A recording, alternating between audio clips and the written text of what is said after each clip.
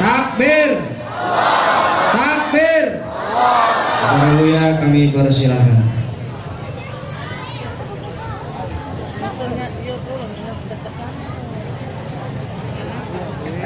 Inilah yang kampretnya. Enggak, ini deh ada HP dia.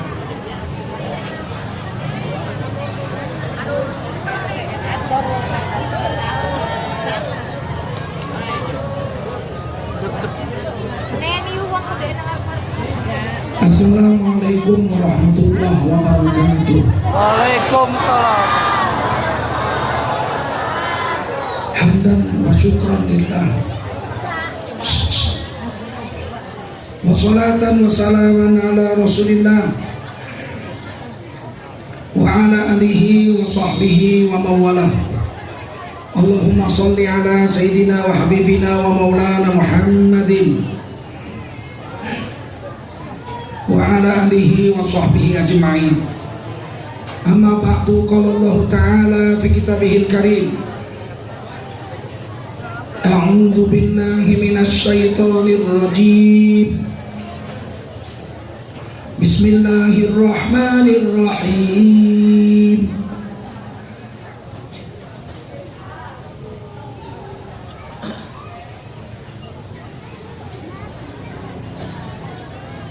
Wal takum minkum ummatun yad'una ilal khair wa ya'muruna bil ma'ruf wa yanhauna 'anil munkar wa ulaika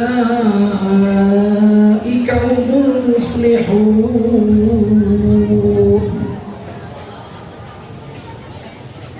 Qala Rasulullah sallallahu alaihi wasallam, man kharaja min baitihi fi talabil ilmi fa huwa fi sabilillahi hatta yarji. Baginda Rasul sabda, siapa keluar dari rumahnya untuk mendapatkan ilmu, orang itu adalah orang yang berjihad fi sabilillah sampai dia kembali ke rumahnya. Mudah-mudahan kita semua mendapatkan pahala jihad dari Allah SWT. Amin.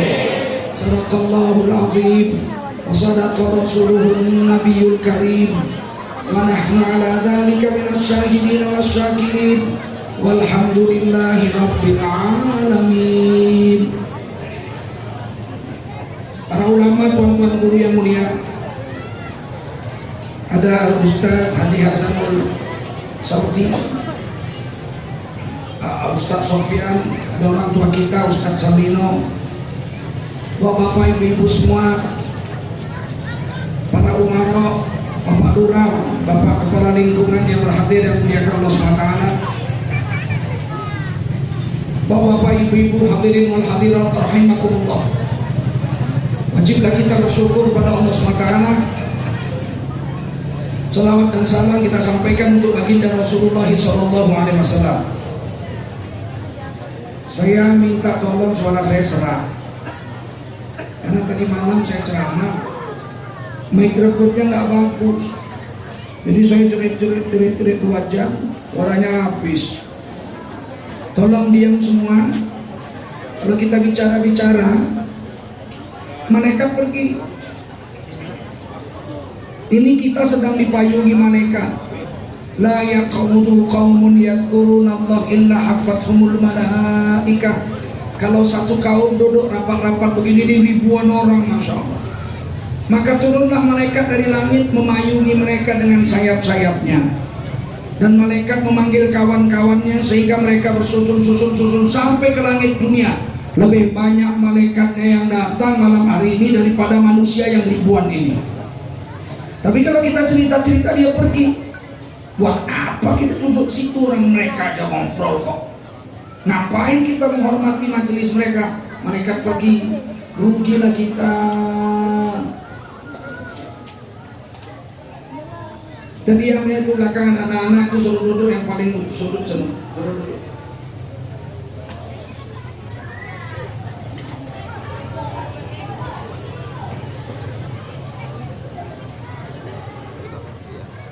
Di Jawa sepeda motor lewat ini suruh matiin sepeda motornya, suruh turun. Begitulah sopan orang Jawa di Jawa. Orang Jawa di Jawa. Ini banyak orang Jawa nggak? Tenang, oke. Bisa iso ngomong Jawa? Tenang. Ngerti? Syukur. Oh, di sini namanya Jaden. Jawa ini. Jelek diganti jadi Pucat Suma. Putra Jawa kelahiran Sumatera. Begitu ya? Wajiblah kita bersyukur pada Allah SWT. Selawat salam kita sampaikan untuk baginda Rasulullah SAW.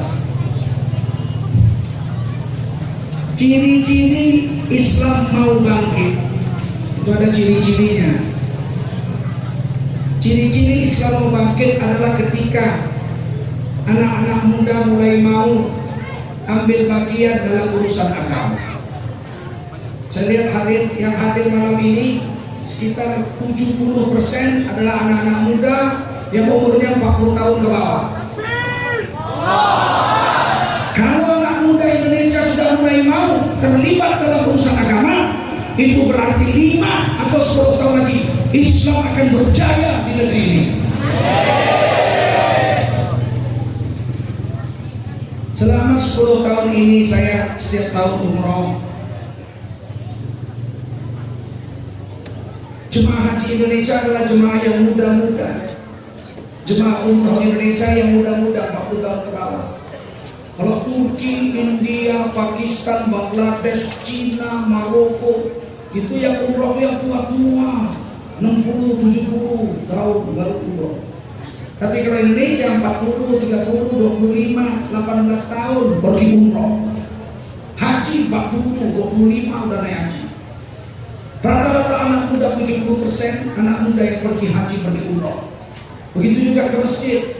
Jemaah masjid rata-rata anak-anak muda 40 tahun ke bawah. Betul? Itu hebatnya. Tapi katanya kalau ke diskotik itu 80% orang tua-tua yang bisa. Katanya. Sudahlah. 80% orang tua masuk diskotik, kira ada 10 tahun lagi juga game over, betul kan? Tapi anak-anak muda ini yang ke masjid sudah mulai hidup nih agama, maka ini harus dijaga. PNKRI Negara Kesatuan Republik Indonesia ini menjadi negara yang baldatun thayyibatun warabbun ghafur. Siap? Udah capek kita negara kita ini bejat, betul? Udah capek negara ini banyak yang bejat-bejat, betul? Tahun 92 atau 93 saya pernah ceramah di sini. Dibuatin panggung, pakai panggung. Sini. Di manis, di memukul terus sampai ke atas sana. Banyak sekali yang datang juga. Indonesia ini merdeka dengan perjuangan 90% umat Islam. Setuju? 10% lagi 5 agama lain kongsi-kongsi. Berarti yang memperjuangkan Indonesia merdeka 90% orang Islam.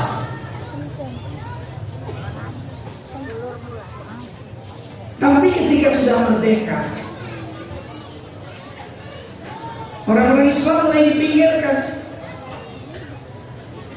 Pada pemilihan umum pertama tahun 1955, pemenang pertama itu PNI, Partai Nasional Indonesia pimpinan Bung Karno, dengan Partai Majelis Syuro Indonesia, Masyumi itu Partai Islam, sama-sama dapat 58 kursi. MPR waktu itu konstituan. Nomor 3 Partai Nahdlatul Ulama 30 kursi, dan nomor 4 adalah Partai PKI, Partai Komunis Indo. Pemilu pertama 1955 setelah 10 tahun merdeka, Partai Islam itu masih juara 1 bersama PNI. Setelah itu Partai Islam rombengan. Pemilu tahun 71 10 partai udah habis Islam. Pemilu 77 udah merem. Sampai reformasi 1999.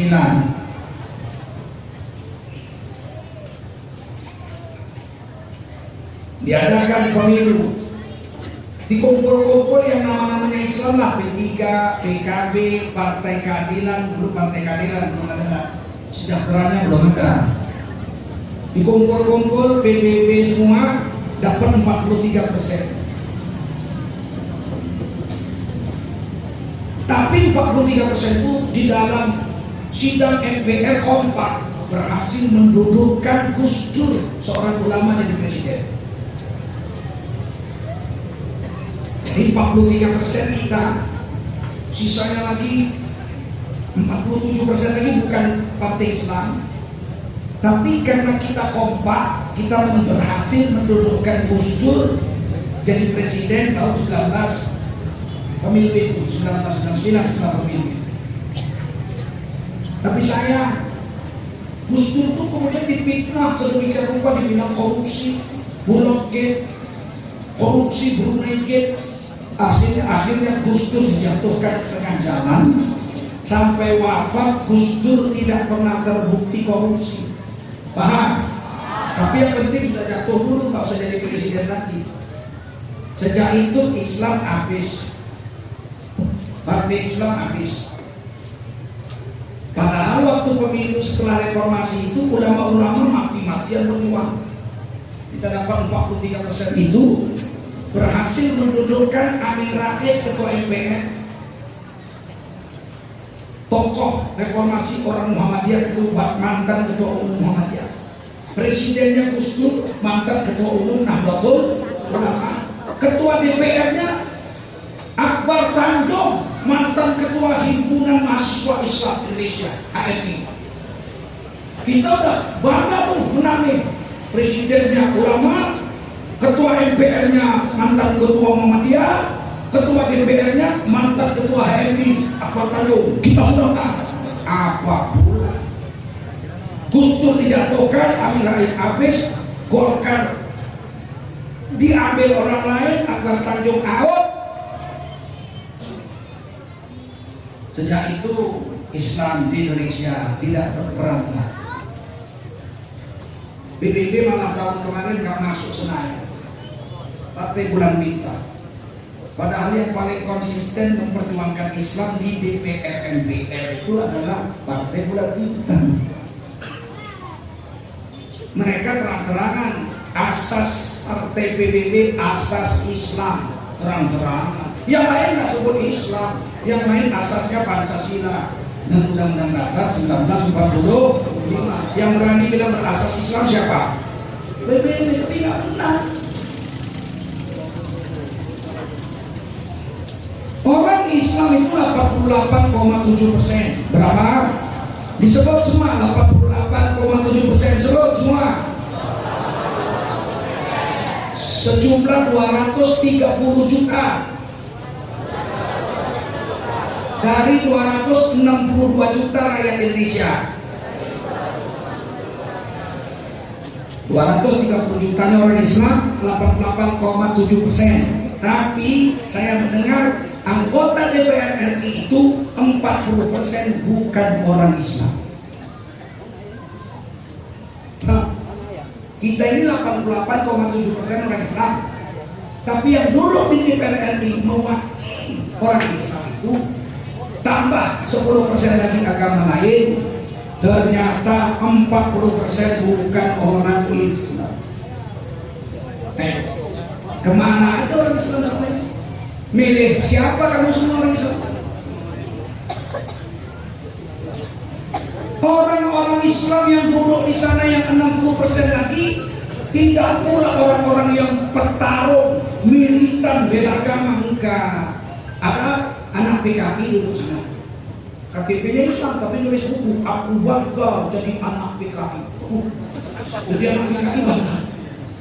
Coba bagaimana kalau ada orang menulis buku, aku bangga jadi anak pelacur, asing nggak tuh?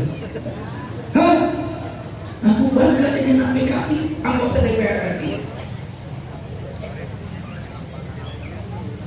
Mereka mendengar saya, dia bilang apa? Anak PKI belum tentu PKI. Betul. Anak PKI belum tentu PKI. Tapi kalau nulis buku bangga dari anak PKI, kira-kira paham anaknya itu PKI Pak? Kuat jawabnya, PKI ya?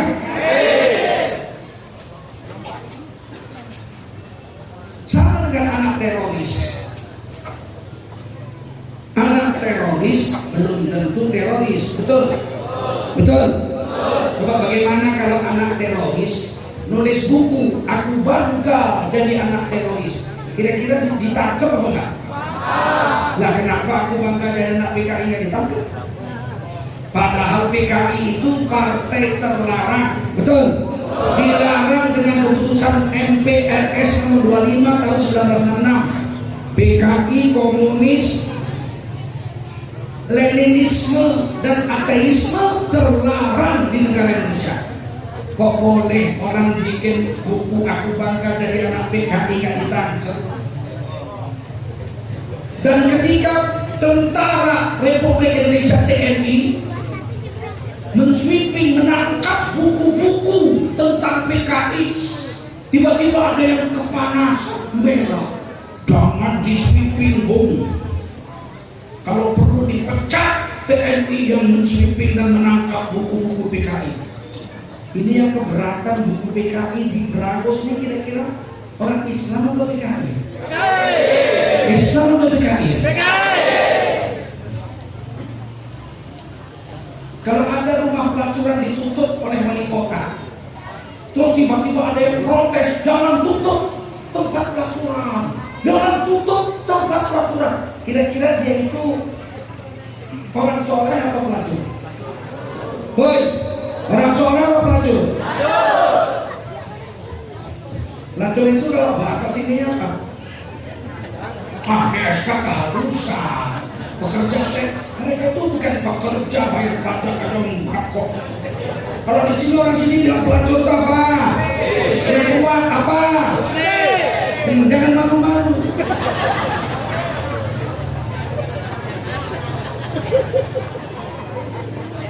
Kalau dihalus-halusin nanti mereka gak merasa malu. Betul? Dulu ada namanya band The Mercies asal kota Medan. Nyanyinya gondrong, badannya kekar, tapi kalau nyanyi sedih. Badan kotor, rambut gondrong macam singa. Giliran nyanyi,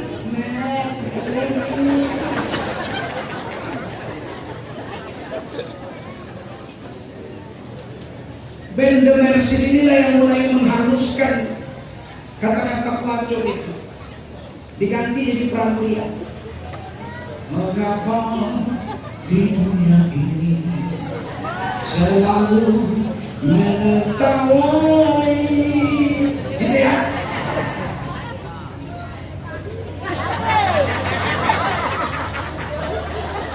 Ibu-ibu, relakah ibu-ibu anak laki-laki ibu-ibu kawin sama pelacur? Kasihan. Rela nggak? Mau ngambil menantu? Pelacur disebut pelacuria.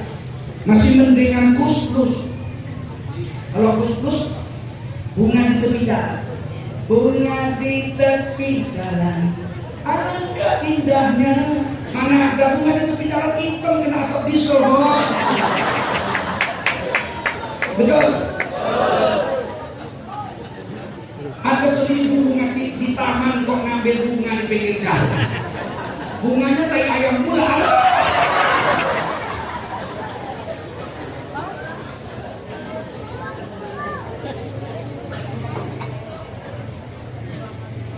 Nah, untuk mencapai kebangkitan Islam, nomor satu itu orang Islam harus tahu diri bahwa mereka itu harus mengambil pimpinan-pimpinan negeri ini. Betul? Kita 230 juta rakyat Indonesia, pemimpin-pemimpin kita kok sekarang lebih banyak yang bukan Islam. Dulu orang Cina itu cuma dagang aja, betul? Lu orang dari camat, lu orang dari bupati, lu orang dari DPR, itu boleh lah. Orang yang penting alhamdulillah. Yang penting alhamdulillah. Sekarang Cina jadi DPR, Cina jadi bupati, betul? Cina jadi gubernur. Terus kita orang pribumi ngapain? Jadi bunga di tepi jalan. Sialan lu. Yang berjuang merdeka negara ini adalah nenek moyang kita, betul? 100% orang pribumi, betul? Giliran merdeka kita dipinggirin. Mau? Mau? Buktinya kalian beres apa?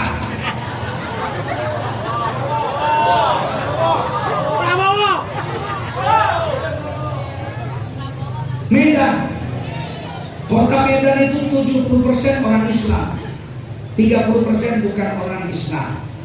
Anggota DPRD kota Medan dia tahu 98 orang, 50 orang Islam, 48 bukan orang Islam. Cuma selisih 2. Padahal kita 70%, mereka cuma 30%. Giliran jadi DPR di kota Medan, 48 bukan Islam, hanya 50 orang Islam. Ini sebetulnya ada yang salah nggak? Ada yang salah nggak? Perlu diubah nggak? Atau biarkan aja? Ini saya cerita politik ini banyak yang begitu. Tunggu pemain penebar kebencian, penebar hoak gatel.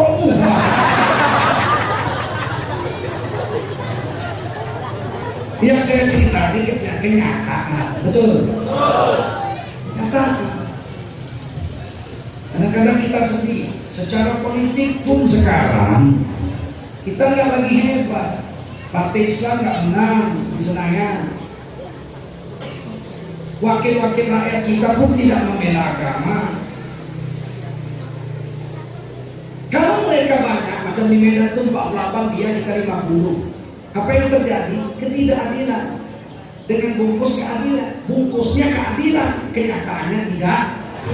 Contoh, wali kota Medan mau membayar honor guru-guru yang mengajar Al-Quran di TPA-TPA dan di musola-musola sebesar 500.000 per bulan, dipakai uang APBD, uang negara. Tiba-tiba yang bukan Islam bilang kalau gitu pendeta-pendeta juga harus diberi honor, karena mereka juga di gereja mengajari anak-anak mengaji juga. Akhirnya oke, karena mereka 48 putih juga mereka menentukan 2 orang aja orang Islam beda dan menang. Akhirnya dibayar. Guru ngaji dibayar 500.000 per bulan. Pendeta yang ngajar di gereja dibayar 500.000 per bulan. Sama apa nggak? Sama-sama 500. Sama nggak? Adil nggak? Nggak adil. Karena guru ngaji itu setiap malam ngajar ngaji, betul? Cuma seminggu sekali libur. Sedangkan di gereja ngajar gerak ngaji di gereja hanya seminggu sekali, 4 kali dalam sebulan. Sedangkan orang Islam guru ngaji itu ngajar ngaji 26 hari dalam satu, honornya sama-sama 500.000. Ada apa enggak? Ya. Sama apa? Ya. Sama. Sama apa enggak? Ada apa enggak? Ya. Jadi kita itu kalau mereka bayar, kita juga harus bayar. Harusnya orang Islam yang ngajar ngaji 26 hari itu gua gajinya dikasih honor 500.000. Yang pendeta hanya 4 kali, harusnya dikasih honornya 100.000, betul? Itu adil, betul? Kenyataannya tidak. Kenapa? Karena orang Islam yang duduk di DPR itu bukan orang-orang yang cerdas, bukan orang-orang yang mau membela agamanya. Lalu ditukar kan? Lalu ditukar kan? DPR jadi sedang ada Ustaz Sofi. Semua kita contoh Ustaz Sofi. Bisa? Bisa? Mau? Begitu. Jangan dipilih siapa-siapa.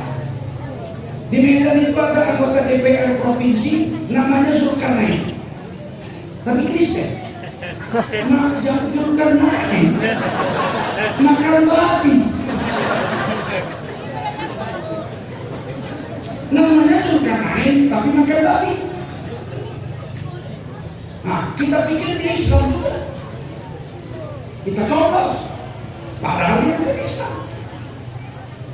Maka kalau begitu hati-hati dalam pemilihan umum 17 April. Betul-betullah kita pilih orang yang soleh saja. Siap? Siap? Supaya berkeadilan. Orang Islam yang 230 juta harusnya karena dia 88%, dia dapat kekayaan negara 88%. Setuju? Yang 12% lagi agama lain, dia dapat 12%. Betul? Kenyataan apa?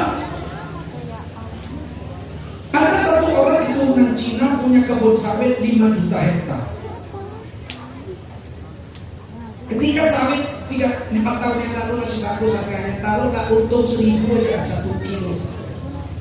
Itu berarti dia dapat uang 1 bulan 10 triliun. 1 bulan 10. Kalau dia jual sawit gelondongan, dia dapat 10 triliun sebulan.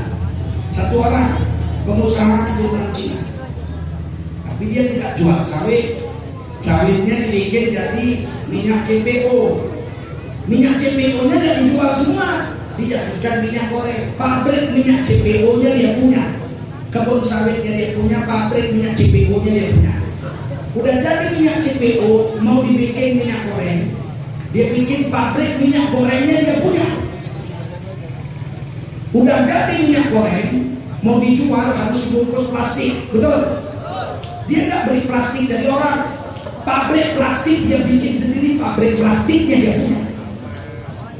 Udah dimasukkan dalam plastik, mau dijual ke kota harus dimasukkan dalam kardus-kardus.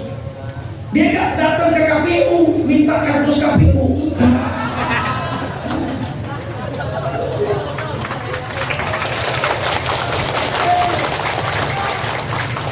Di KPU sekarang banyak kardus, betul?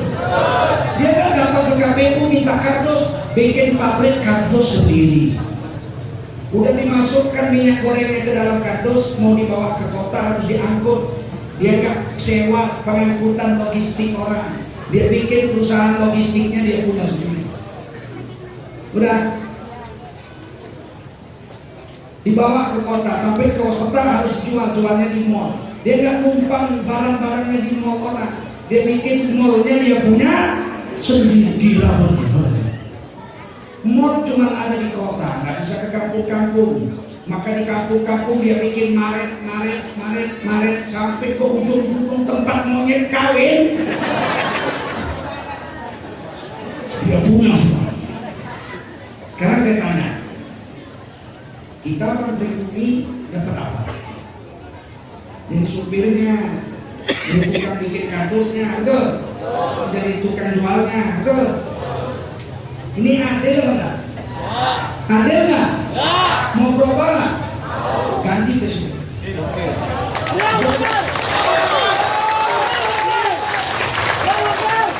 Kalau masih dia jangan harap.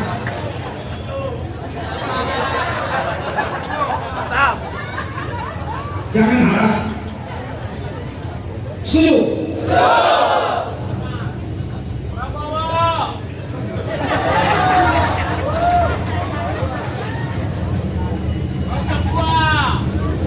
Nah, itu secara politik kita udah kalah.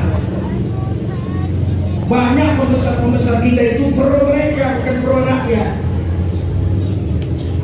Kalau di Jakarta kemarin itu sebelum Anies, banyak tanah-tanah negara itu jadi mall tanah negara, jadi mall yang punya udah jelas bukan orang Islam, bukan orang Indonesia.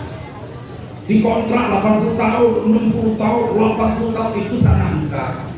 Giliran rakyat bikin rumah petak kecil di tanah negara di bus.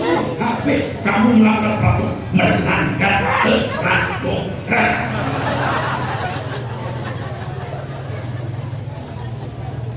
Sungguh itu.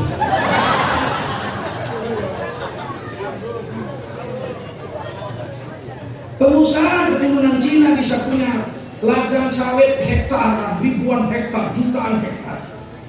Tanah hutan diambil. Giliran kita pergilah ke hutan. Bakarlah hutan itu, kaplenglah 2 hektar dengan tangkap.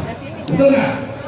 Yang nangkap polisinya orang Indonesia, bukan orang Belanda. Kalau Belanda wajar, engkau orang berani tak hutan, engkau ditangkap masuk penjara, memang penjara, betul nggak? Dia nangkapnya orang kita. Kamu telah membabat utang, mendapat ancaman hukuman penjara 12 tahun. 2 hektar. Yang jutaan hektar, oh itu naik. Itu mereka dapat izin. Jangan sedikit ya. Contoh itu.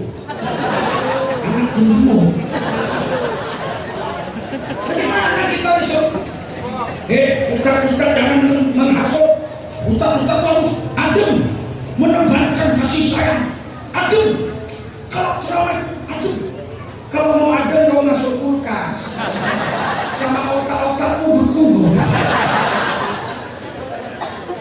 Ini udah 2 tahun 2019, betul? Indonesia sudah 73 tahun merdeka, betul?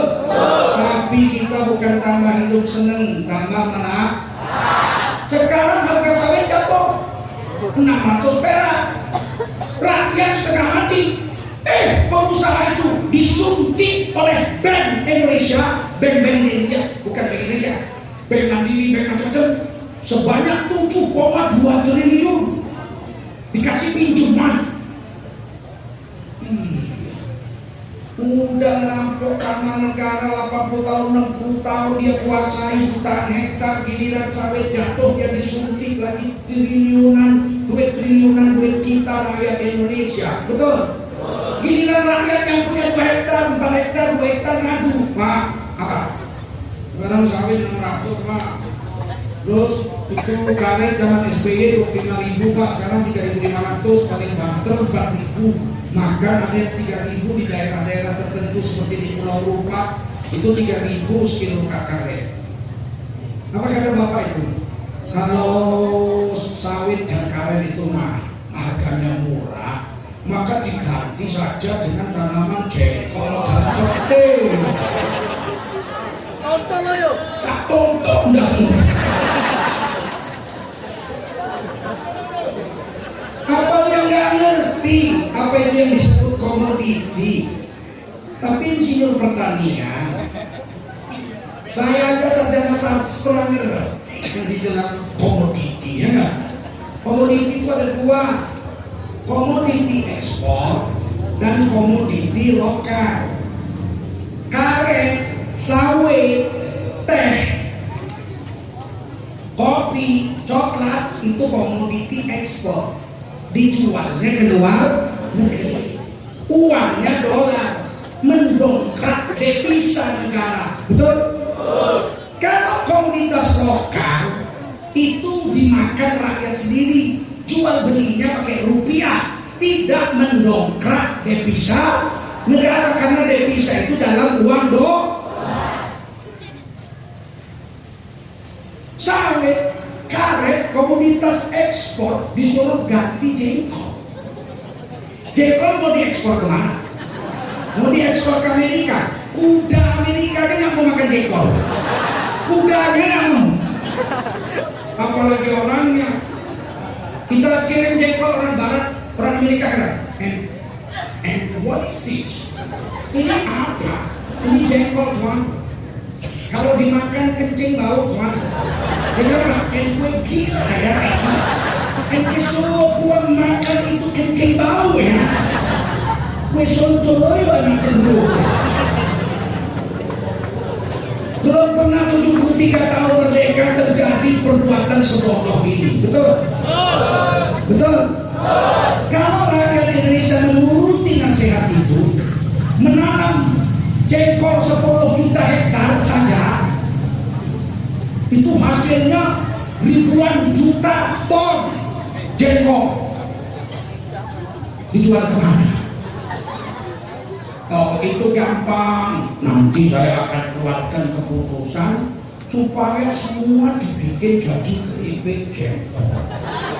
Dan nanti saya akan paksa seluruh rakyat Indonesia yang naik kapal terbang, yang naik kereta api, yang naik bus, naik kapal laut, supaya wajib membeli keripik jengkol. Dikemil waktu dalam perjalanan. Kita tidak bisa bayangkan berapa bau WC seluruh Republik Indonesia.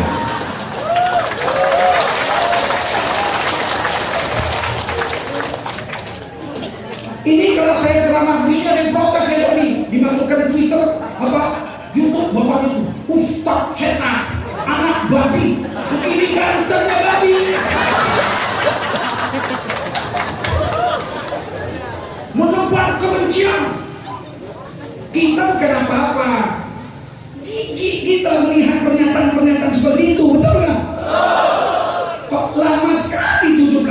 April 2019.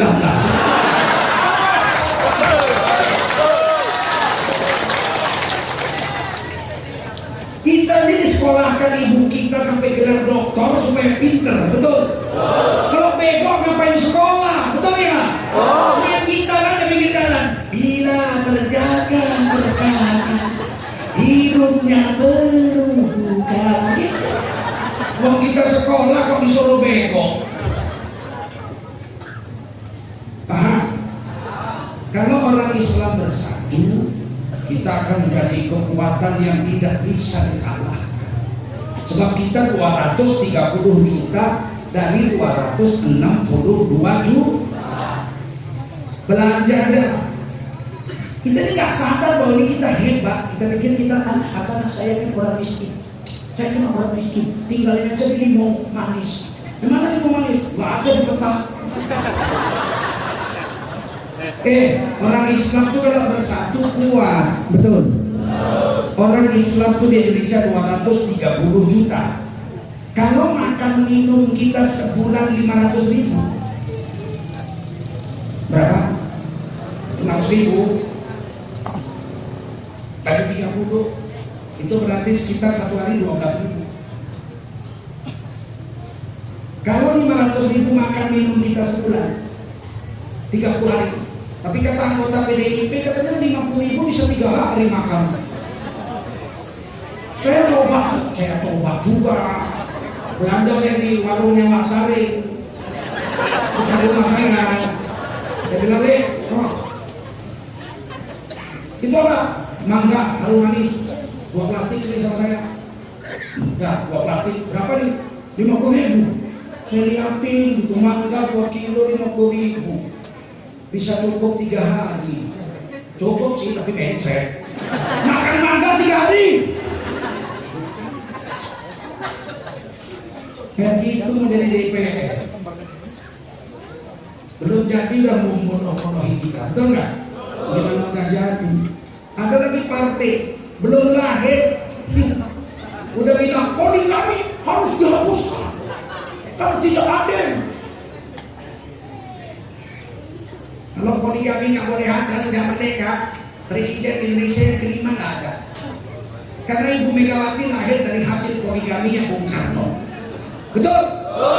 Kalau poligami, Megawati yang lahir. Presidennya nomor 5 nggak ada. Presiden pertama Bung Karno, presiden kedua gambar Pak Harto, presiden ketiga gambar Habibie, presiden keempat gambar Gus Dur, presiden kelima kosong.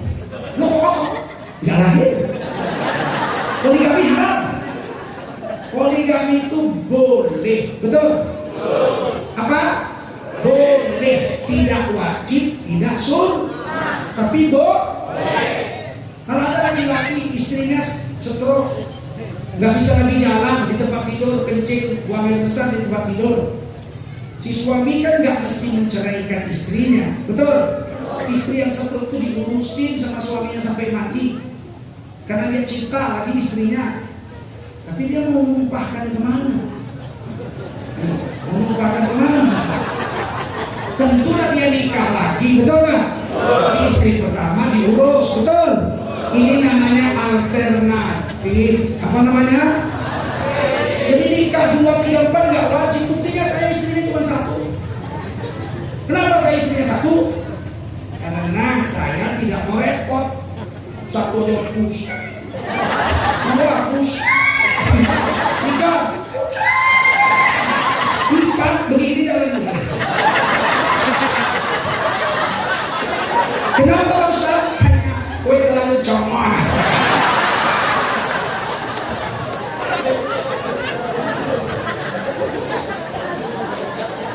Nikah 2, 3, 4 itu boleh, betul?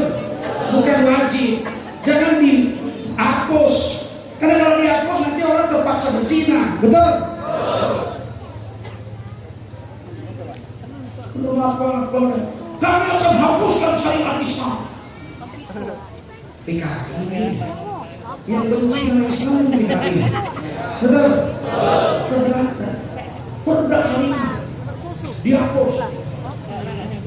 Di Papua itu ada perda syariah, tapi kan tidak perda syariah, perda Papua dilarang menjual dan membeli minuman keras. Karena banyak orang Papua itu walaupun banyak gak Islam, rata-rata mati karena banyak mabuk, berkelahi karena banyak mabuk. Gubernurnya mengeluarkan peraturan daerah, nggak boleh menjual dan meminum minuman di mana? Di Papua. Kita mendukung, betul nggak? Mendukung. Saya menulis di Twitter, saya apresiasi, menghargai, menghormati keputusan Gubernur Papua yang melarang beredarnya minuman keras di Papua. Karena kita mau negara ini menjadi negeri yang aman, damai, betul? Kok ada yang berat? Kalau nggak hati-hati kita ini nanti 2019 banyak salah pilih. Ngerti? Kalau kita bersatu, kalau kita makan minum sebulan itu 500.000 ada satu orang, itu berarti orang Islam satu bulan belanja itu 115 triliun. 230 juta bagi sepatu. 115 triliun sebulan, banyak nggak? Banyak nggak? Kalau 115 triliun uang orang Islam makan minum sebulan 500.000 satu orang itu sebulan, hanya beredar di tengah-tengah orang Islam, kira-kira dalam 10 tahun orang Islam kaya nggak? Kaya nggak? Maka ibu jangan belanja-belanja lagi di mall-mall itu, beli telur di mall. Bagaimana Ustaz? Kalau di tetangga sebelah 2.300, kalau beli telur di mall 2.000, mana lebih murah? Di mall 2.000 sama tetangga 2.300, mana lebih murah? Di mall. Di mall. Salah. Udah kenyang. Kalau di mall ongkos, betul. Kalau naik motor pakai parkir, betul. Minyaknya beli, betul. Belanja nggak boleh utang. Kembalian 300-400 perak nggak ada baliknya, diambil sama dia. Kalau 400 perak satu orang, kalau 1.000 orang yang belajar sehari 400.000 diambil sama dia. Mau tetangga tuh nggak boleh nasi, pagi-pagi boleh nasi. Begitu buka kulkas mau goreng telur nggak ada. Buka jendela ada di jendela. Udah deh. Telur 3.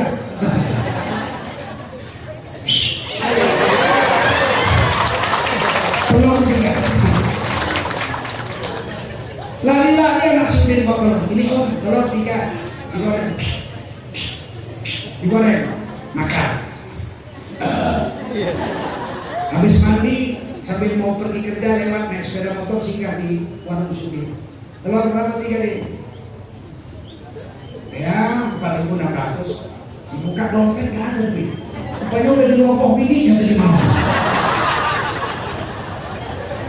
Bini sekarang kan kreatif. Lakinya tidur dia rokok.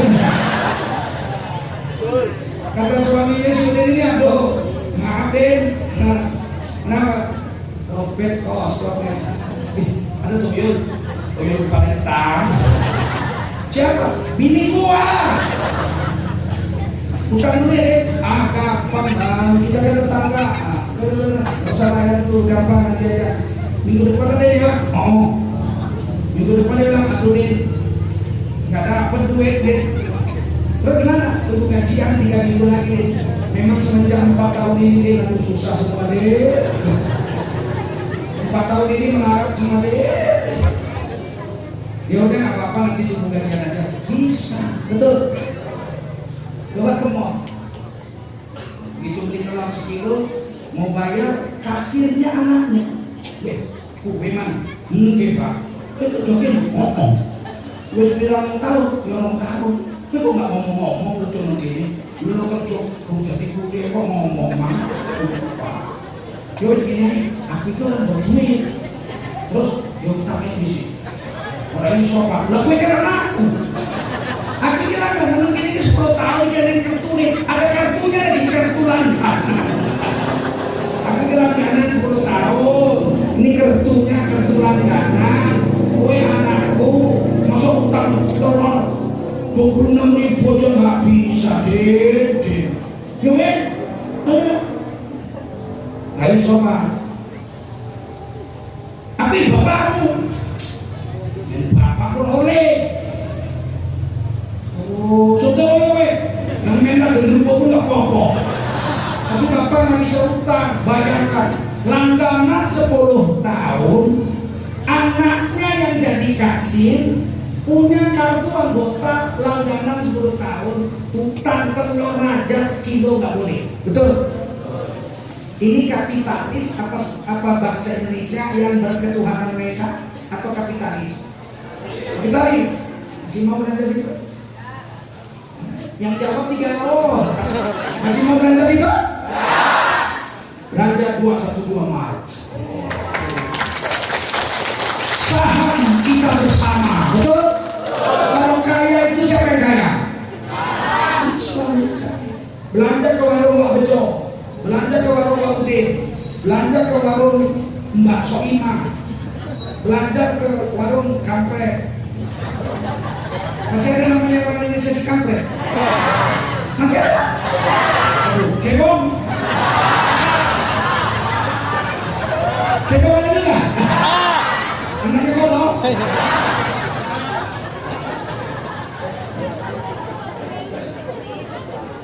Nah, baik, kita lanjut ke Madian. Sudah paham ya? Mulai besok belanja kemana? 115 triliun sebulan. Setahun kali 10, 1150 triliun.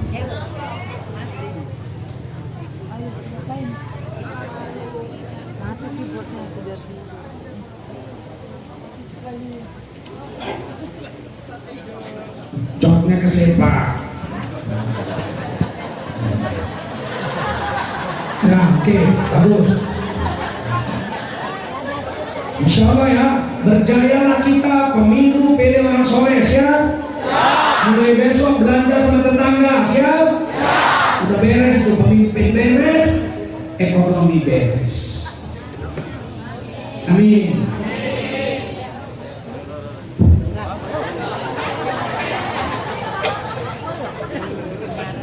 Ini kalau 3 kali ini berarti ada cebong.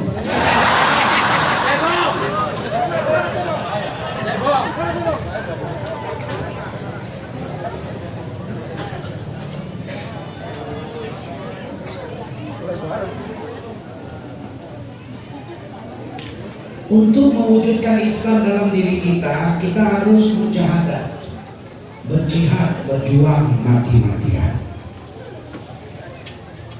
Kalau kita nggak berjuang, kita nggak berubah. Dari dulu gitu. Ketika kita mulai mau berjuang, kita akan berubah. Perjuangan atau jihad yang paling berat adalah jihad melawan hawa nafsu sendiri, yang disebut jihadun nafs. Jihad melawan nafsu sendiri. Kata Nabi dalam hadis ini, al-mujahidu man jahada nafsahu fi ta'atillah. Orang yang mujahid, berjuang agama, adalah orang yang berjuang mati-matian mengontrol nafsunya supaya nafsunya mau tunduk dengan aturan Allah saja. Payah, payah.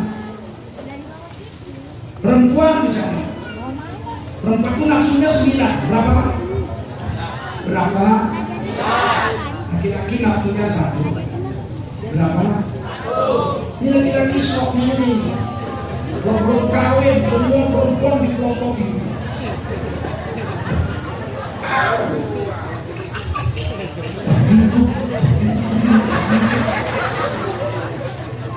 Begitu kawin 1000 pucat. Minum buku 5 TM. Laki-laki ini nafsunya cuma 1, soknya dia besar. Macam ayam, macam ayam. Tahu ayam? Ayam jago itu kalau datang betina.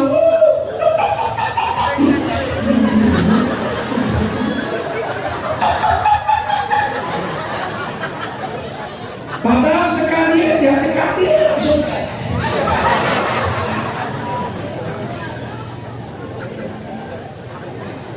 Perempuan nafsunya lebih berapa? Perempuan itu diam. Kenapa nggak kelihatan nafsu perempuan yang 9? Karena malunya 9. Jadi nggak kelihatan karena tertutup malu. Tapi kalau udah malunya hilang, perempuan ngeri. Laki-laki kalau malunya hilang kayak bebek, semua tetap. Tapi kalau perempuan sudah hilang malunya bukan bebek, badak. Saya pernah naik ke Beras Lagi naik motor, dingin pakai jaket, pakai sepatu kulit, pakai jaket, pakai celana tebal, pakai sarung tangan lagi, kaku dah dingin ke Beras Lagi, berdua teman. Tiba-tiba di samping saya lewat RX King Cobra. Yang laki-laki pakai jaket, pakai helm, pakai sarung tangan lengkap. Yang digonceng pakai jaring-jaring, pakai baju jaring-jaring. Perutnya lagi itu, roknya pendek. Pokoknya kedinginan, badak kulitnya tebal.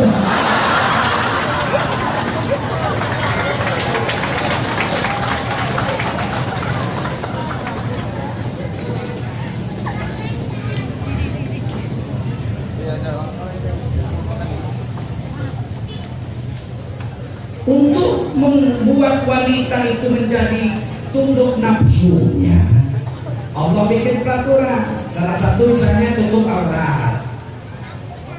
Wanita itu tutup auratnya di Quran ada dua. Berapa? Yang satu surah An-Nur 31. Waliyadribna bihumurihim ala juyubihim. Wajib wanita-wanita itu menutupkan tubuhnya dengan kerudung. Illa ma dhahara minha, boleh nampak wajah dan telapak tangannya saja.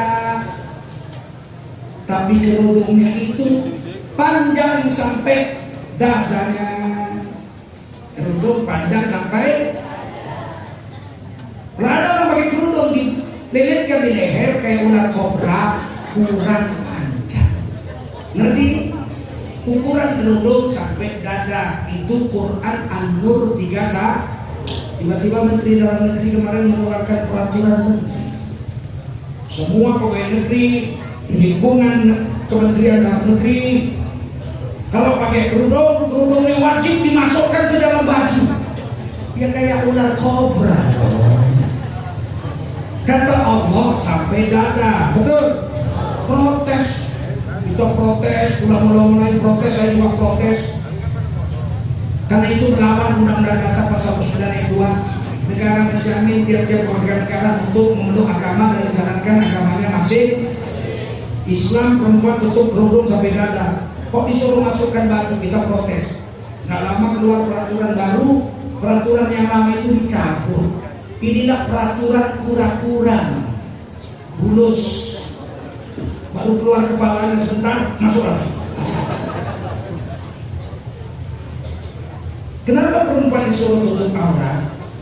Supaya malunya terpelihara. Supaya malunya terpelihara. Yang kedua surah Al-Ahzab 59. Ya ayuhan nabi, hai nabi sallallahu alaihi wasallam. Qul li azwajika wa banatika wa nisa'il mu'minin.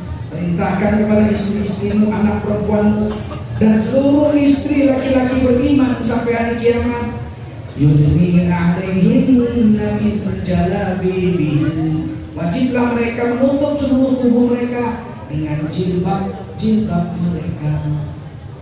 Jilbab adalah menurut Departemen Agama pakaian longgar yang dapat menutup kepala, muka, wajah dan dada. Ulangi semua, kepala, wajah dan dada. Kalau tutup wajah bahasa Indonesianya apa? Apa? Dada. Berarti perempuan hanya dua pakai. Nampak wajah, kerudung, tutup wajah. Nggak boleh yang lain. Kadang-kadang nenek umur 65 masih pakai rok sepan. Mungkin mau mukanya.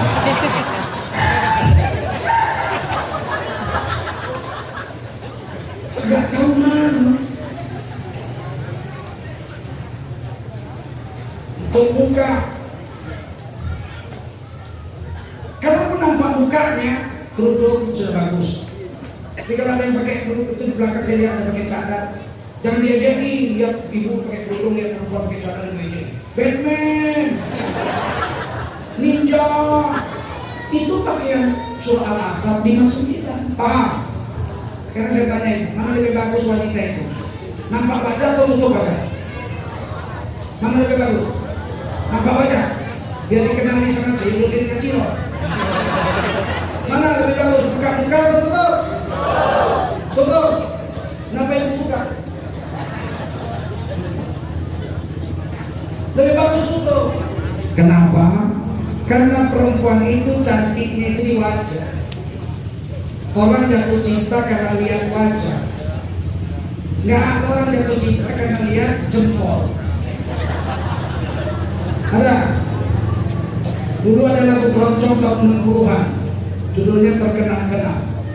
Terbayang-bayang wajahmu dengan rupa yang manis. Terbayang-bayang wajahmu. Nggak ada lagu dulu. Terbayang-bayang dengkulmu.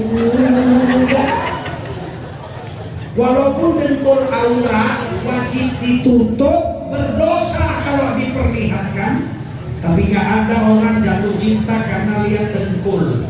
Anak, dulu kamu kawin gara-gara lihat dengkul. Wajah, betul. Bahayanya wajah, meskipun kata ulama sebagian tidak haram. Imam Nawawi mengatakan tidak haram, tapi Imam Suyuti, Imam Ibnu Hajar mengatakan haram nampak wajah. Khilafiyah, oke lah, dua-duanya betul lah. Nampak atau tidak sama-sama sudah ditutup. Kalau ada perempuan pakai kerudung nampak wajah 12 orang nyanyi nasyid. Nyanyi nasyid di hadapan laki-laki perempuan. Lagunya siksa kubur. Takutlah temukan pintu kubur. Takutlah temukan pintu kubur. Takutlah temukan pintu kubur. Itu laki-laki mereka. Beringat emak merahnya.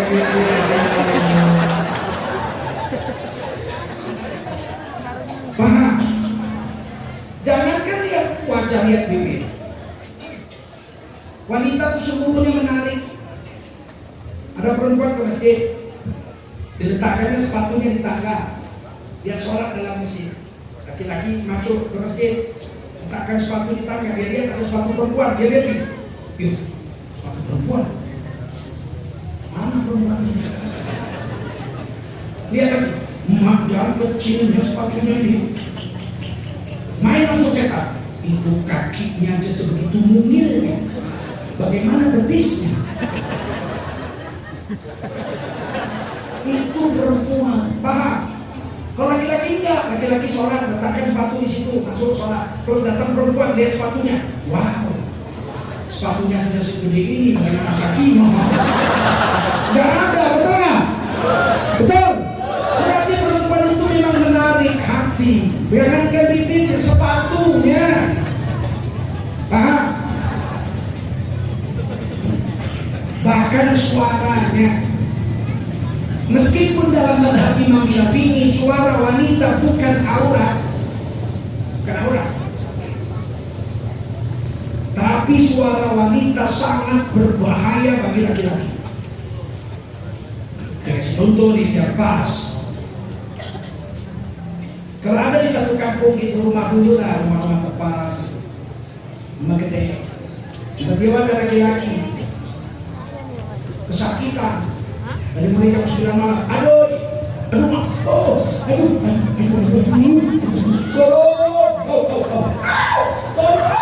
itu orang sekarang marah. Tolong terus gue. Rumah sakit memang kasih sen wow. Satu kampung marah karena adu laki-laki.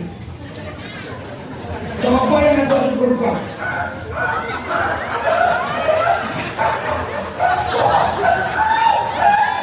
Kalau nggak ambruk rumah itu, sekampung ngintip semua, betul? Berarti perempuan ini semuanya berbahaya, betul?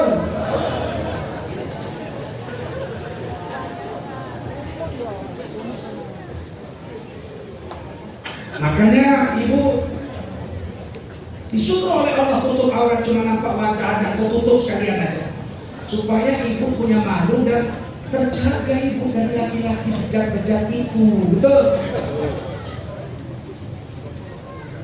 Makanya saya kalau laki-laki, istri saya, anak saya nggak boleh naik ojek.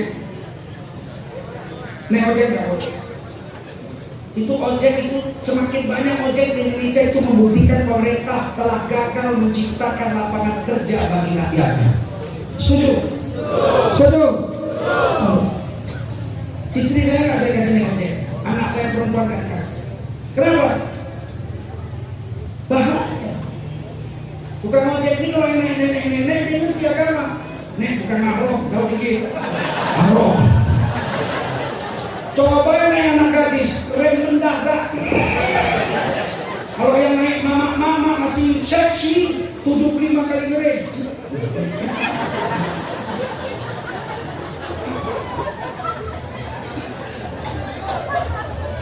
Makanya wanita itu selalu disimpan, dijaga supaya nafsunya tidak melonjak. Kebiasaan naik ojek, rem, lama-lama belok kebun sawit dia. Jaga nafsu siap? Siap? Siap. Orang yang susah payah berjuang di jalan Allah itu adalah orang yang berhasil mati-matian berjuang untuk menguasai nafsu. Ibu jangan selingkuh sampai mati. Ibu mau masuk surga nggak? Jangan selingkuh sampai mati. Ibu percaya mulut suami ibu ada satu. Jangan percaya mulut laki-laki. Ini penipu semua ini. Ini laki-laki ini penipu semua ini. Mulutnya ini. Laki-laki ini kalau sama perempuan, Mbak, saya belum pernah lihat perempuan secantik ini. Menipu kau, betul? Bukan merayu. Laki-laki ini semua merayu aja kerjanya. Kiai bagaimana? Sama aja.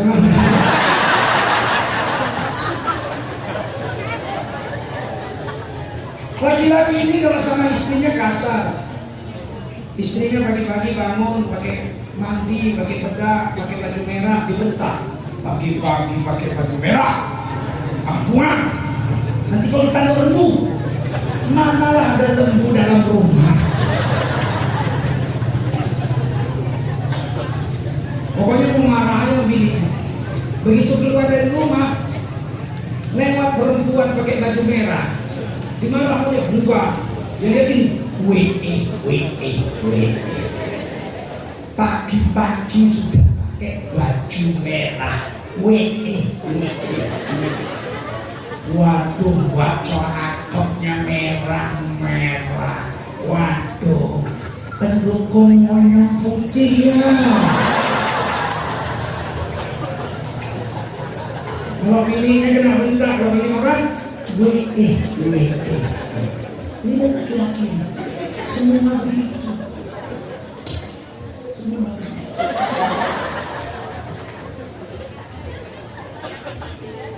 Ini laki-laki tukang rayu. Jangan percaya, terang nikahi, buaya timbul, pusaka mati. Jangan percaya mulut laki-laki berani sumpah tapi takut mati. Betul? Apalagi mulut artis, kayaknya serius, padahal nipu. Artis juga kalau dia yang nipu, nengok rumah. Bila kamu di sisiku, hati rasa syahdu, satu hari tak bertemu, hati rasa rindu. Kayak bener ya, padahal bininya empat. Jangan percaya mulut laki-laki, Pak. Percaya mulut satu laki-laki aja. Siapa?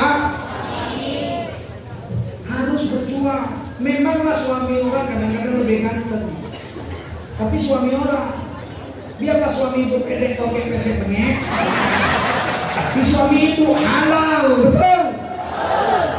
Betul? Berjuang melawan nafsu itu susah, tapi upahnya manis. Walladzina jahadu fina lanahdiyannahum subulana wa innallaha lama'al muhsinin.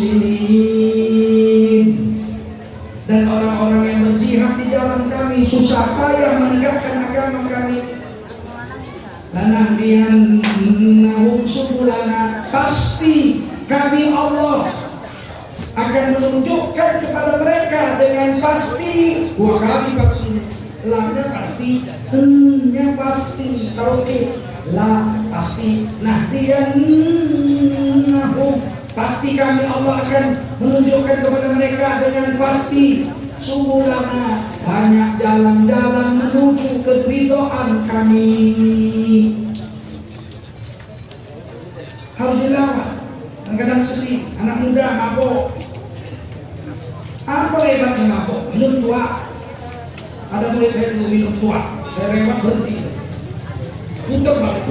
Dulu gitu, lihat muridnya mabuk, putar balik sepeda motor.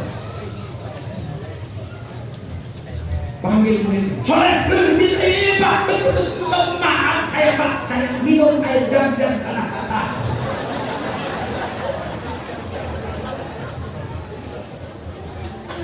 Kata gurunya besok hari Senin kamu jumpa saya. Iya Pak, iya Pak. Ini kenapa kau minum tua? Aku putus cinta kok jadi dari. Apa sih rasanya tua itu? Pahit Pak, macam racun tikus. Kenapa kau minum? Inilah harus melawan nafsu, berhentikan. Kalau hatimu sedang sedih, kau tinggal. Bukan minum tua.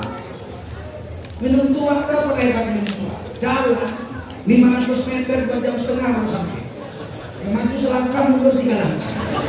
Maju selangkah mundur. Maju selangkah mundur dia. Orang jalan di jalan, dia jalan di paret. Jumpa kawan yang kau di paret, belajar berenang. Cari kodok. Ampun. Apa hebatnya?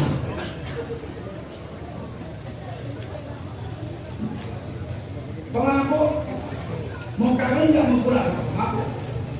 Dia mabuk, dia kawin. Ada perempuan yang tukang mabuk juga sama dia. Jadi kalau mau kawin nggak mau ya. Ayo Mas, kalau kamu kawin sama aku ya. Kau dia pemabuk, aduh anak berarti jadi gaplek.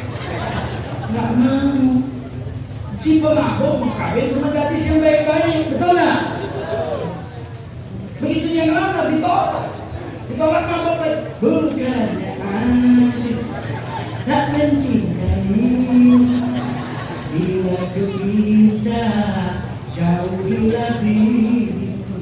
Orang tuamu sayang, mereka tak setuju. Najis katanya punya menantu diriku. Kau pula pemabuk. Kau anak haji, aku anak penjudi. Kau anak pengajian, aku pemabukan. Walau aku dah tobat, tak ada orang percaya. Makanya jangan jadi pemabuk, goblok. Apa enaknya jadi pemabuk? Tapi kan untuk memberhentikan mabuk itu susah. Betul. Bagaimana caranya? Tukar kawan. Besok kamu mau berhenti mabuk, tukar kawan. Kalau kamu nggak tukar kawanmu, tetap aja kau akan mabuk sampai mati. Yang paling sial kita mabuk 10 tahun. Kawan kita mabuk 10 orang, dia kali mabuk sama, dia kali mabuk sama. Tiba-tiba kita sakit lever gara-gara dia kali mabuk, kita mati, dikubur. Setiap ada orang baru datang ke alam barzah, kita datang, jumpa, kita tunggu di pintu alam barzah. Oh, mana kawanku? Gak ada. Mana kawanku? Gak ada. Ya kok lama kali matinya? Mana kawanku? 10 gak ada. Tiba-tiba hari kiamat bangkit, dia dimasukkan ke neraka. Kawan-kawannya masuk surga semua. Dia protes, mereka itu 9 orang kawanku mabuk. Kenapa aku masuk neraka sendirian? Dia enggak. Begitu kau mati, orang itu tobat. Sia.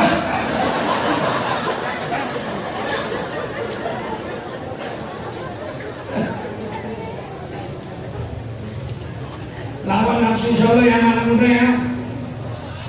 Ya, kalau saya merokok pun enggak. Merokok pun enggak. Selangkah lagi dari rokok ke ganja. Selangkah lagi dari ganja udah narkoba. Saya kenapa enggak merokok? Karena saya udah tes. Kalau mau tes anak-anak muda boleh tes. Beli daun sawi hijau 5 kilo. Sawi hijau ikat rapi-rapi. Terus beli daun tembakau 5 kilo. Mirip kan daun tembakau dengan sawi hijau kan mirip. 5 kilo daun tembakau, 5 kilo daun sawi hijau, buat ke kandang babi. Nggak sampai 5 menit sawi habis makan babi. Habis.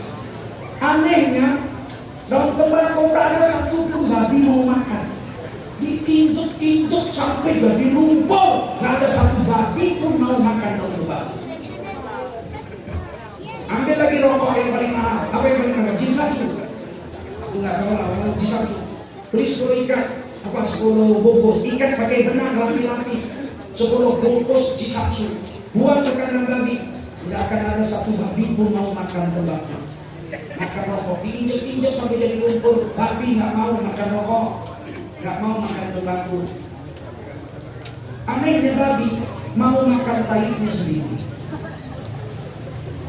Babi membuang taiknya itu dimakan lagi enggak? Tai lagi enggak? Makanya kalau ada teka-teki, tai apa paling bau? Tai babi. Kenapa? Bisa 8 kali jadi tai. Jadi tai dimakan, tai lagi dimakan.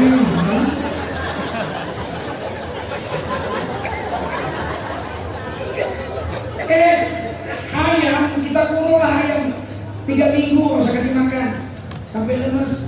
Ambil tai ayam yang kering, taruhkan di dalam ember plastik, diliatin. Nggak mau ayam makan tai ayam, betul nggak? Kita kasih biarpun udah 3 minggu nggak makan, ayam nggak mau makan tai ayam. Dia mau makan tai orang, ayam nggak mau. Kambing jangan kasih makan 3 minggu, udah lemes. Kasihlah tai kambing, dilihatin. Tapi kalau babi yang coba-coba, begitu keluar tainya dimakan. Babi makan tainya sendiri. Anehnya babi nggak mau makan tembakau, babi nggak mau makan rokok, tapi tainya sendiri dia makan. Oleh karena itu saya ingatkan laki-laki, janganlah kamu membuat babi menjadi heran.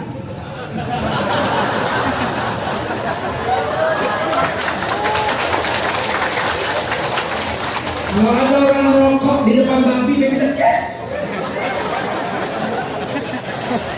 dia bilang sama kawannya, kita tidak mau rokok ya.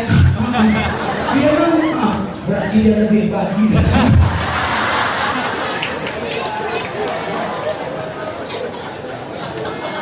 Jangan marah-marah, itu katanya babi. Yang bilang siapa? Saya cuma menyampaikan bahasa babi aja.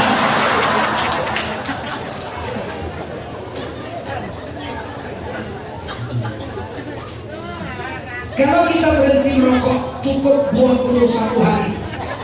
Sudah diadakan penelitian. 21 hari racun yang membuat candu namanya nikotin akan keluar dari tubuh kita, dan setelah 21 hari, hari ke-22 kita akan merdeka dari candu rokok, tidak akan kecanduan lagi sampai mati merdeka. Cukup berjuang 21 hari. Dan besok buat terus, berhenti kan bismillah. Nggak perlu minta izin istri, ngapain? Ibu keberatan nggak suami ibu berhenti merokok? Yang kuat jawabnya, keberatan nggak? Tuh kan nggak keberatan. Bisa berhenti besok? Bisa? Bisa? Soalnya pelan banget, bisa? Allahu Akbar. Siapa yang merokok, matinya nggak bisa ucap la ilaha illallah. Di Kuala Lumpur, rumah sakit Kuala Lumpur tahun 96 diadakan penelitian. Setiap yang mati di Kuala Lumpur, di rumah sakit Kuala Lumpur itu ditalkinkan la ilaha illallah oleh seorang ulama. Dari 3.000 yang ditalkinkan la ilaha illallah orang Islam, hanya 3 orang yang berhasil mengucapkan la ilaha illallah waktu matinya. 2.997 gagal. Saya tanya kenapa? Yang 2.997 lagi mati nggak bisa mengucap la ilaha illallah. Semuanya perokok. Tiga yang berhasil mengucap la ilaha illallah adalah orang-orang yang tidak merokok. Makanya Nabi mengatakan pada kita, manusia mati dengan hobinya. Manusia mati dengan hobinya.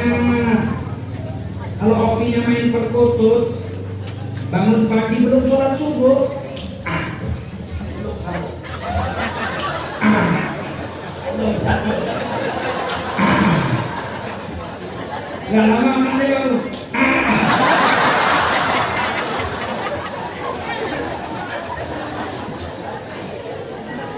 nanti mau mati ditalkinkan oleh ulama, la ilaha illallah. Apa yang terjadi? Ini yang bilang Rasul, manusia mati dengan hobinya. Di kampung saya ada orang yang hobinya nyanyi, nenek-nenek. Asal belanja ke warung nih becak ayo. Asal turun ibu lagi kumpul, saya belanja juga. Kasihkan saya dapat amat. Begitu turun itu kurang kasihkan.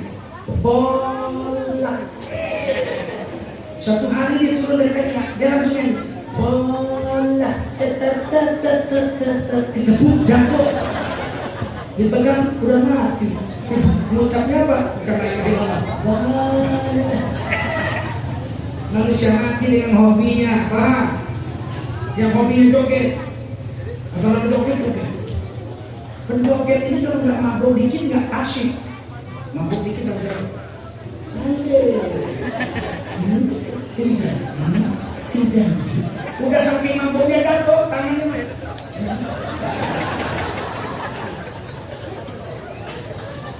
Begitu matinya tapi begitu juga. Paham? Ada kalau dari itu ya hobi joget. Pas dia dijoget lagi rame. Piring-piring nande piringku tambah dilengat nadi piringku.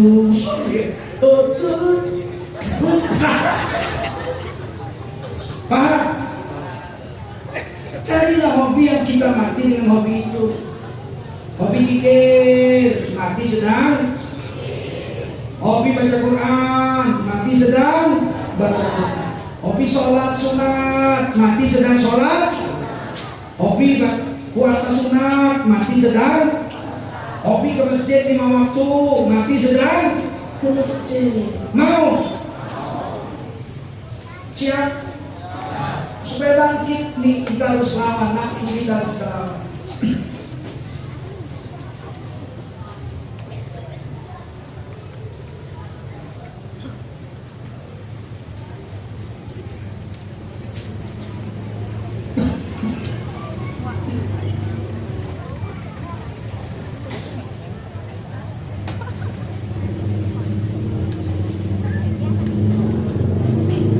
Terakhir, ibu-ibu masuk surga, masuk surga. Nabi ini, ayu mamra'amatat wa zawjuha an haradin dakhalat jannah. Perempuan manapun, istri manapun, kalau mati wanita itu suaminya ridho kepadanya, maka wajiblah wanita itu masuk surga. Ada perempuan meninggal dunia, suaminya ridho kepadanya, wanita itu pasti masuk surga. Itu jaminan Rasul. Hadis ini ada. Karena saya tanya ibu, kira-kira kalau malam ini ibu meninggal dunia, suami ibu besok ridho atau enggak?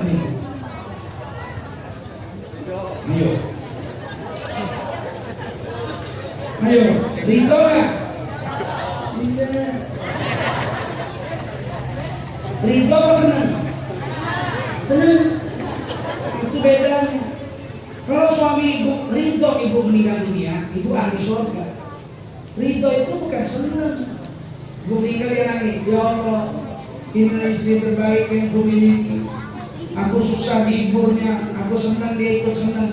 Hartaku dijaganya, dia menutup aurat dengan baik, nggak pernah selingkuh seumur hidup. Dipercayakan uang sama dia beres dibikinnya. Anak-anakku dididiknya dengan baik. Maka inilah wanita terbaik yang pernah mendampingi diriku, ya Allah. Aku ridho padanya, berikanlah surga kepadanya. Ini wanita pasti masuk surga.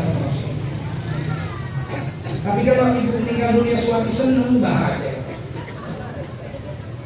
Suamiku lagi kerja di kantor, datang Pak Lurah. Pak Udin, Pak Lurah, ada kabar apa ini? Istri bapak meninggal dunia. Ayam benar Pak Lurah. Saya tadi kerjanya masih datang. Iya, dia tadi ke pasar, bikin des kontainer, gepeng dari kepala sampai bumbungnya habis. Yang benar, ini surat matinya. Lihat suami, benar Pak Lurah, benar. Soalnya,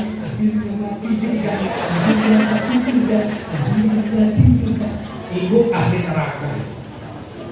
Sekarang saya tanya saya, coba ibu hitung-hitung. Ada ibu meninggal dunia malam ini, kira-kira suami ibu besok ridho apa senang?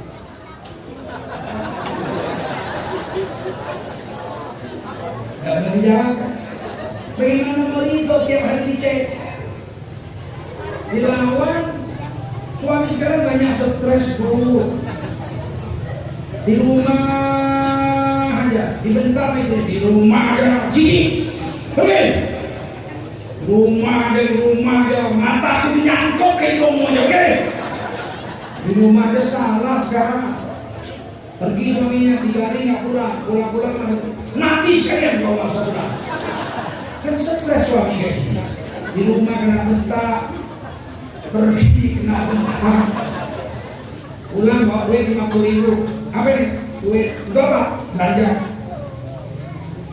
50.000. Iya. Jangan presiden yang sekarang. Kan stres suami. Kata kota PDI bisa 3 hari lu lebih. Stres. Pergi kerja, pulang bawa 10 juta. Nih 10 juta untuk belanja bulan ini. Apa kata istrinya? Merampok di mana lah? Apa enggak stres dari suami begitu? Ibu jangan lawan suami. Siap. Surga itu kalau bagi wanita itu dalam ridho suami. Ada cerita di Sukabumi, di puncak gunung dingin kayak Pak Saki. Seorang suami jual es krim, dipikul, namanya es tuntut. Ada gongnya dipukul, tung es krim, tung. Dari jam 8 pagi sampai jam 5 sore, hujan gerimis di negeri dingin kayak beras tadi. Pulang-pulang ke rumah istrinya tunggu, jangan boros-boros lupa, belum lelep keringat,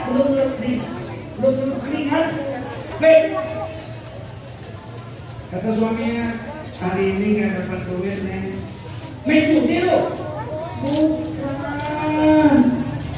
hujan dari jam 8 pagi sampai jam 6 sore hujan, es krim nggak laku. Apa kan isinya goblok, udah tahu hujan jual es krim, jatuh suami langsung setruk. Banyak istri sekarang kejam sama suami, betul? Tengok sini, betul? Coba tutup tangan semua, berobat. Siapa yang semenjak perkawinan belum pernah melawan suami sekalipun doang? Ada? Sebelah mana? Berarti kalian ahli neraka jahanam. Nanti pulang mau minta maaf sama suami mau? Cium tangan suami mau? Pernah? Berapa kali setahun?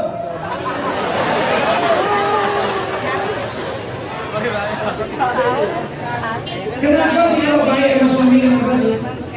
Pulang suami jual es, Mas, assalamualaikum Mas, waalaikumsalam. Kalau sini Mas, es gak laku. Dalam Mas masuk aja dulu masuk, kasih air hangat. Siang udah kehujanan, seharian minum. Nangis suami, karena nangis Mas, kenapa sih? Iya kan duit, es krim gak laku. Udah tenang aja.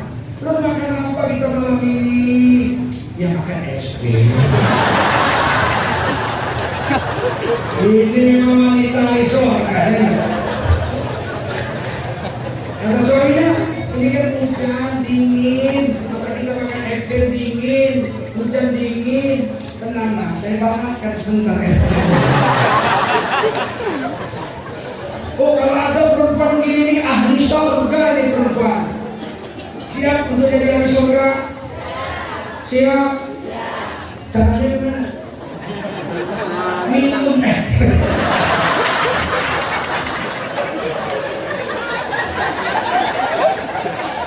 Jangan lawan suami. Salah mungkin. Besok sih kalau lu ketemu kalian sama perempuan sudah masuk surga apa? Es krim panas. Supaya masuk surga jangan melawan suami. Siap. Ini hari kita mau kumpul duit. Semua harus nyumbang. Kalau kebesaran boleh ambil baliknya. Masuk 50.000, balik 40.000 boleh. Masuk 100.000, ambil baliknya 70.000 boleh. Yang nggak boleh masuk 50.000, baliknya 100. Kita mau minta duit bukan untuk ustaz, bukan. Ini untuk perjuangan agama. Walaupun yang ngasih cuma 1.000, tapi kalau 2.000 orang yang nyumbang kan 2 juta, betul? Kalau yang ngasih 110.000, 2.000 orang itu sudah 20 juta. Kemana dari 20 juta duit? Banyak kalau sendiri. Kalau 2.000 orang, kan cuma 10.000 aja, benar? Nah, 10.000 malam ini kita bisa kumpulkan 20 juta. Kita bisa banyak berbuat untuk agama kita dengan duit itu. Siap? Mari mulai jalan. Salatullah, salamullah ala Toha Rasulillah. Salatullah, salamullah ala Yasin Habibillah. Tawassalam bismillah wa bil hadi Rasulillah. Wa kulli mujahidin